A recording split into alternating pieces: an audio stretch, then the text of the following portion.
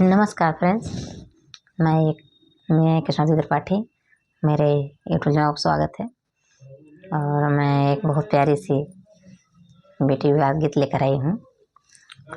मेरा वीडियो अच्छा लगे लाइक करिए, सब्सक्राइब करिए और जरूर बताइएगा फ्रेंड्स कैसी है मेरी विवाह गीत। धन्यवाद। के करे दुअरे हो अमवाया मिली आय रे, अमवाया मिली आय रे। के करे दुअर वाया नार रे ललन माय रे। के करे दुअर नार रे ललन माँ। के करे दुअर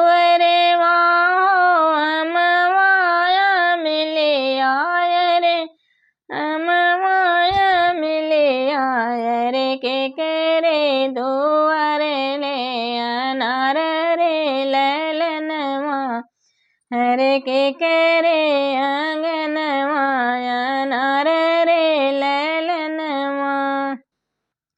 के करे आंगन माँ चंपा के फूले वाय रे। चंपा के फूले वाय रे। फूले वा फूले कच नार रे ललन माय रे। फूले वा फूले कच नार रे ललन माँ।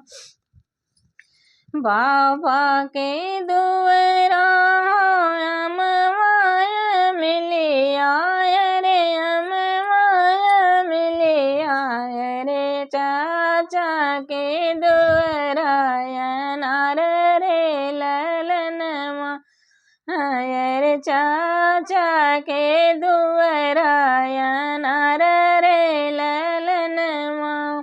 भैया के अंगना चंपा के फूले वाय रे। चंपा के फूले वा रे। फूले वा फूले कच नार रे ललन माय रे। फूले वा फूले कच नार रे ललन माँ।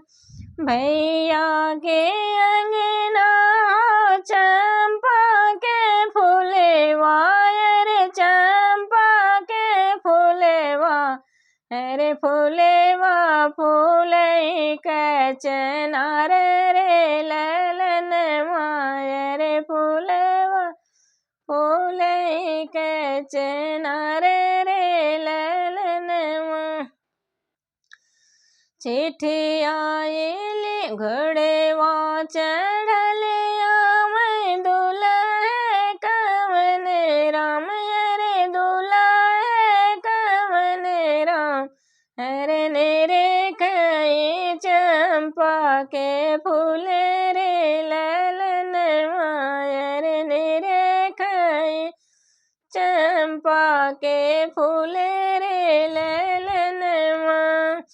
चिट्ठी आई लिखी के भेज ससुर के अरे। पठम ससुर के अरे। भेज ससुर जी के हाथ रे ललन माय रे। भेज ससुर जी के हाथ रे ललन माँ।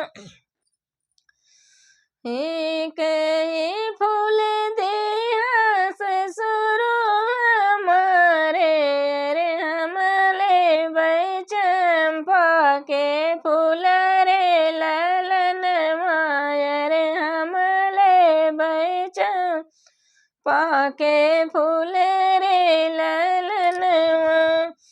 तोह से दुलार तने बेटा हमारे बेटिया वाय रे। हमारे बेटिया वाय रे। उहै खेली है चंपा के फूल रे ललन माय रे। उहै खेली है फूल कच नार रे ललन माँ। तुम से दुलरे तिन बेटा हम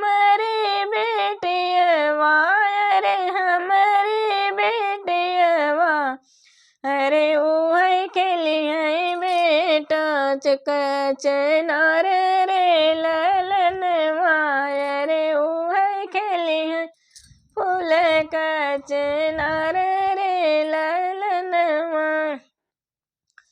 नहीं जाऊ नहीं देव ससुरो चंपा के फूलेवा रे चंपा के फूलेवा। अरे बने जैबै जोगिया फकीर रे ललनवा रे बने जैबै जोगिया फकीर रे ललनवा। जाऊ नाही देव ससुरो चंपा के फूलवा रे चंपा के फूलवा रे बने जैबै जोगिया फकीर रे ललनवा रे बने जैबै जोगिया फकीर रे ललनवा। एक फूल देबै बेटा दुई फूल देबै अरे दुई फूल देबै। अरे जिनी बना जोगिया फकीर रे ललनवा अरे जिनी बना जोगिया फकीर रे ललनवा। पूराई फूल देबै बेटा जो तोहके अरे लई जाता धिया हमार रे ललनवा। अरे बियही लेता दिया हमार रे ललनवा। अरे बियही लेता दिया हमार रे ललनवा। केकरे दुअरवा अमवाया मिलिया रे अमवाया मिलिया रे केकरे दुअरवा अनार रे ललनवा रे केकरे दुअरवा अनार रे ललनवा। केकरे आंगनवा चंपा के पेड़वा रे चंपा के पेड़वा रे फूलवा फूलई कचनार रे ललनवा रे फूलवा फूलई कचनार रे ललनवा। अरे फूलवा फूलई कचनार रे ललनवा। बहुत बहुत धन्यवाद। कैसी लगी मेरी वीडियो? धन्यवाद।